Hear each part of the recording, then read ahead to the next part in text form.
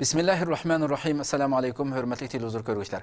Bu haftalik İstiqlal xəbərləri proqramımıza gəlgənlərni qızğın qarşı alırıq. Mən Abdullah Yalğun.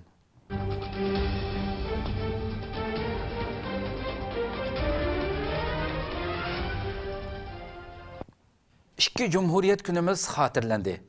İstanbulda Şərq Türkistan İslam Cumhuriyetlərinin qurulğanlığını xatırlaş yığını ötküzüldü. 1933 yılı ve 1944 yılı 12 noyabr günü Şərq Türkistan'da iki qetim qurulğan Şərq Türkistan İslam Cumhuriyetini xatırlaş münasibeti bilen Şərq Türkistan Maarif ve Həmkarlıq Cemiyeti yığın orunlaştırıp İstanbul çapıdaki merkezde bu iki qetimlik Cumhuriyet quruluş gününü xatırlaş üçün bir yerge cem oldu. Yığınğa İstanbulda yaşayatqan nurgun Şərq Türkistanlıq qeyrindaşlar qatnaşdı. Aldı bilen bu Cumhuriyetini quruş ve onun xizmetini devam qilish yolda şehit bolgan barlıq qeyrindaşlarga atap Kur'an oqulup dua qilindi. Tamaq ziyafati berilgandan keyin boshlangan yig'inga Şərq Türkistan Maarif ve Həmkarlıq Cemiyetining bosh sekretari Abdul Ahad Abdurrahman riyosatchilik qildi. Yig'in Kur'an tilovat qilish bilan boshlangan bo'lib, tilovatdan keyin Şərq Türkistan Maarif ve Həmkarlıq Cemiyetining boshlig'i Hidoyatullah O'g'izxon faoliyatning ochilish nutqini so'zlab, so'zida birlik va barobarlik, inoq ittifoqlikning har vaqt intayin muhim ekanligi, bo'libmi hozirgidek vaziyatda bu nuqtaga texmi bakrak ahamiyat berish ve bu vaqtda kuch chiqarish, tirishchanlik ko'rsatish kerakligi haqida to'xtaldi. Undan keyin taklif bilan so'zga chiqqan professor doktor Sultan Mahmud Qashqari ikki qatimliq jumhuriyatlarning qurilishi haqida to'xtalib, ayni vaqtdagi murakkab siyosiy vaziyat ostida u ikki jumhuriyatning qurilishining qanchalik tez ekanligi va intayin ko'p qiyinchiliklar ostida vujudga chiqarilganligi haqida to'xtaldi. Keyin Şərq Türkistan Maarif ve Həmkarlıq Cemiyetining bosh naziri Abdulhakimxon Maqsumajim so'z qilib, İki qadimliq Cumhuriyet qurg'uchi rahbarlarimizning bu yo'lda ko'rsatgan himmatlari, ularning bizga qoldirib ketgan ulgulik ruhlari va bu jumhuriyatlarning mag'lub bo'lishidagi ba'zi sabablar haqida to'xtaldi va buningdan hammamizning ibrat va dars olishimiz kerakligini ta'kidladi.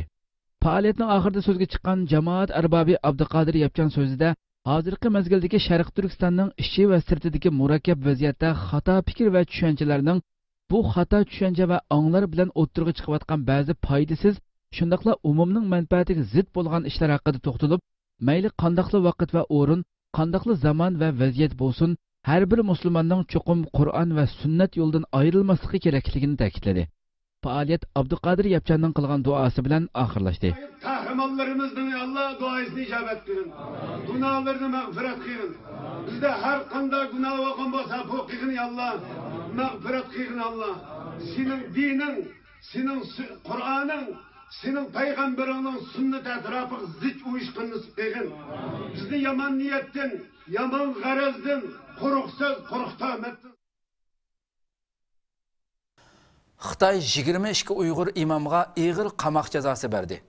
Xitoy tajovuzchilari Şərq Türkistan'da islomiy faoliyatlarni elib borgan 22 imomga 5 yildan 16 yilgacha bo'lgan ig'ir qamoq jazosi hukm qildi.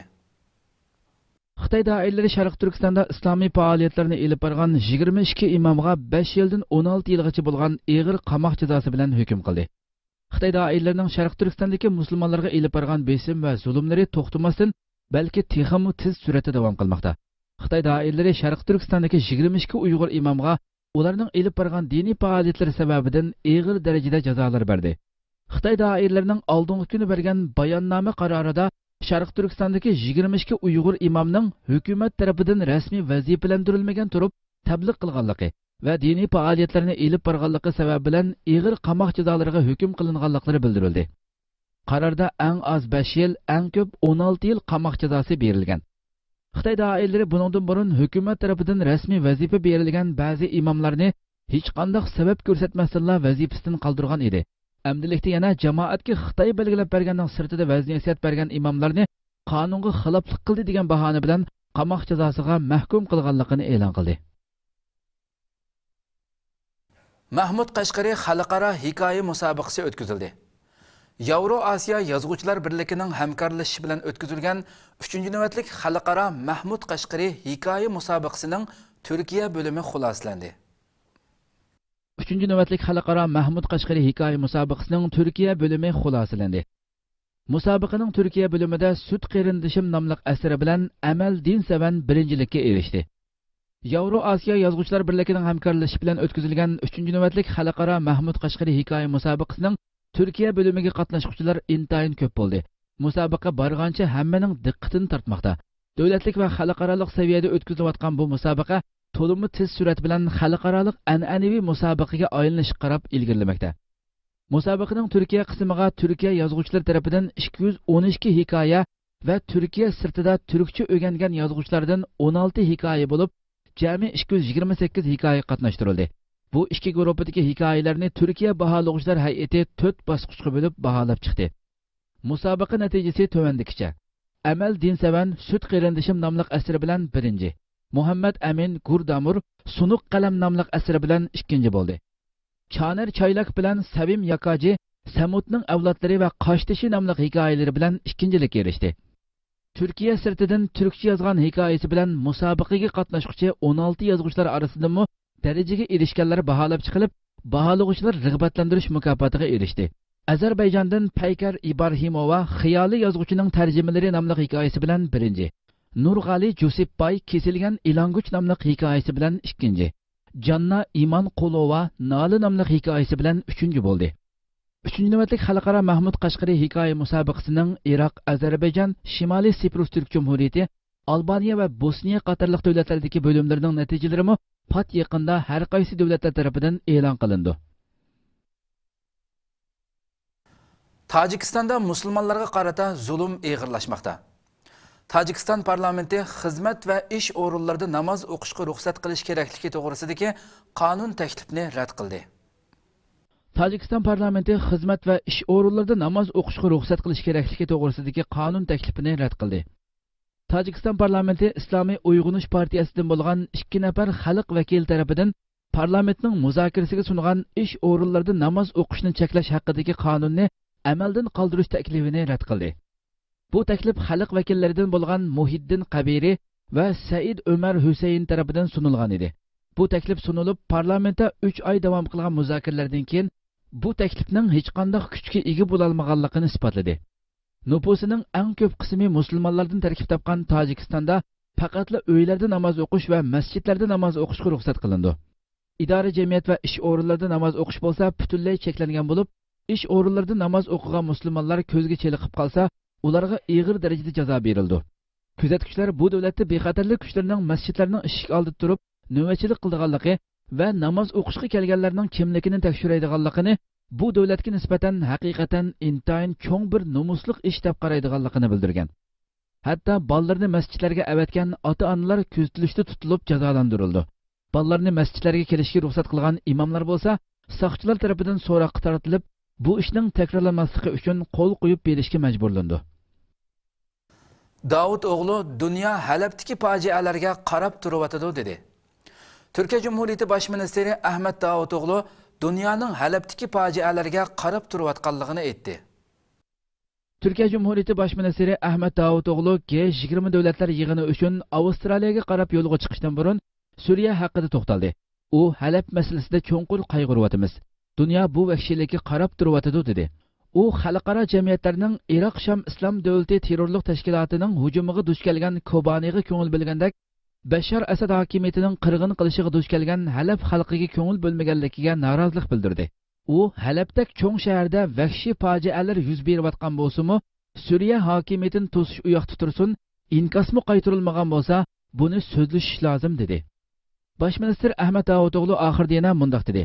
G20 davlatlar yig'inida bu masalalarni rahbarlar bilan birlikda muzokara qilamiz.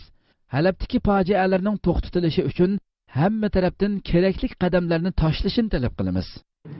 Ama birileri Kobani'de bunu gösterirken Halep'te aynı tutumu göstermesi de Halep gibi çok büyük bir şehirde çok büyük bir insani facia yaşanmasına rağmen hala Suriye rejimine yönelik bırakın bir müdahil olmayı ciddi bir tepki gösterilmiyorsa bunun da tartışılması lazım. Numan Qurtulmush Masjidi Aqsa musulmonlarning qizil siziqi dedi. Islom hamkorlik tashkiloti Quddus aloqa guruhining Rabat yig'iniga ishtirok qilgan Numan Qurtulmush Masjidi Aqsa musulmonlarning qizil siziqi dedi. Islom hamkorlik tashkiloti Quddus aloqa guruhining Rabat yig'iniga ishtirok qilgan Turkiya Cumhuriyeti Bosh ministr yordamchisi Numan Qurtulmush Quddus bilan Masjidi Aqsoni qo'g'dash maqsadida İstanbul merkezlik Xalqaro Quddus fondi jamiyati qurish taklifini sundi. Qurtulmuş Türkiye'ge vakaleten İslam Hamkorlik Teşkilatı Quddus aloqa gruppasining Marokashning poytaxti Rabatda chaqirilgan yig'inga qatnashdi. Qurtulmuş yig'inda so'zlagan nutqida Masjidi Aqsoning tunji qatim musulmonlarga taqib etilishining e'tiqod va ibodat erkinligining qo'rqinchli shaklda dafsanda qilinishi ekanligini aytdi. Quddus aloqa gruppasi yig'inining Isroiliyaning Quddus va Masjidi Aqsoga qartilgan hujumlari va tajovuzchilik harakatlariga qarata kuchli signal berilishi jihatdan nihoyat zo'r ahamiyatga ega ekanligini ta'kidladi. Qurtulmush xavfsizlik kengashining Falastinning Birlashgan Davlatlar Tashkilotiga to'liq a'zolik salohiyati berilishi masalasidagi mas'uliyatidan o'zini qochirishining to'limi afsuslanarli ish ekanligini qayd qildi.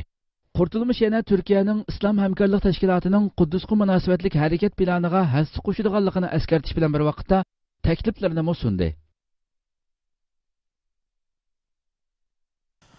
Türklerinin Uygurlarga ko'ngil bo'lishini to'g'ri tushunish lozim.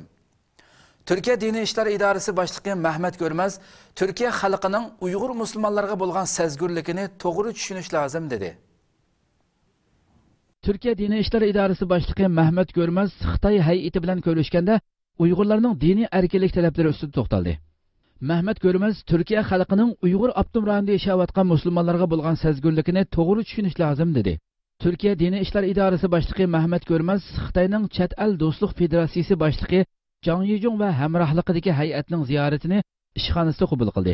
Mehmet Görmez, Xitoy Dini ishlar ministrligi va Xitoy Islom jamiyati bilan tuzilgan kelishimlardan keyin Xitoy bilan Turkiya o'rtasida taraqqiy qilgan iqtisodiy, ijtimoiy va madaniy munosabatlarning dunyo tinchligiga nisbatan muhim ahamiyati borligini ta'kidladi.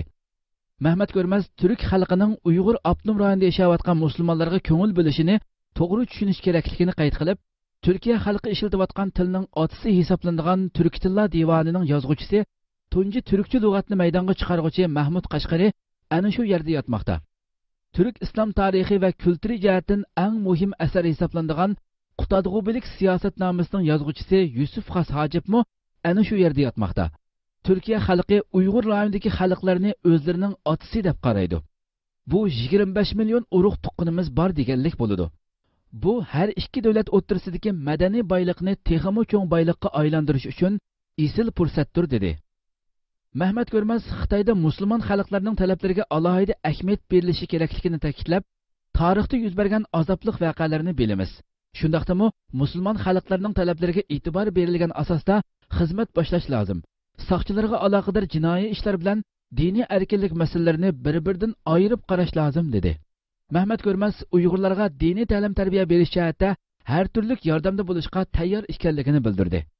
Mehmet Görmez yana musulmonlarning kultur va an'analarini qancha kuchaytgan sari oshqun fikr va qarashlardan shuncha uzoqlashadiganligini, undaq fikrlarning u joylarga suqunib kelishi mumkin bo'lmaydiganligini alohida eskartdi. Xitoyning Chet el do'stlik federatsiyasi boshlig'i Zhang Yijongmo hiylagarlik bilan so'z qilib, Xitoyning madaniy boyligi madaniyat jihatda musulmonlar qo'shgan to'kpilar bilan texmo beydu dedi. Türk halkının Sincan özel bölgesinde yaşayan Müslümanlara ilgisini doğru anlamak lazım. Çünkü Türk halkının kullandığı dilin babası dahi orada yatıyor. İlk Türkçe sözlüğü yazan Kaşgarlı Mahmut Kaşgar'da yatıyor. Türklere temel kavramları öğreten ilk filozof Yusuf Has Hacip orada yatıyor. Türk halkı oradaki Müslümanları kendi ataları olarak bilir. Aslında bunu tespit ettikten sonra artık orada sizin ifadenizle 20-25 milyon ortak akrabamız var demektir. Bu iki ülke arasında. Hürmetli televizyon görüşler, şunda qilib bu haftalık istiqlal xabarları programımız bu yerda oxirlashdi. Kelar haftalık programda görüşkicha sizlarni Janobi Allohga topshiramiz. Assalomu alaykum va rahmatulloh.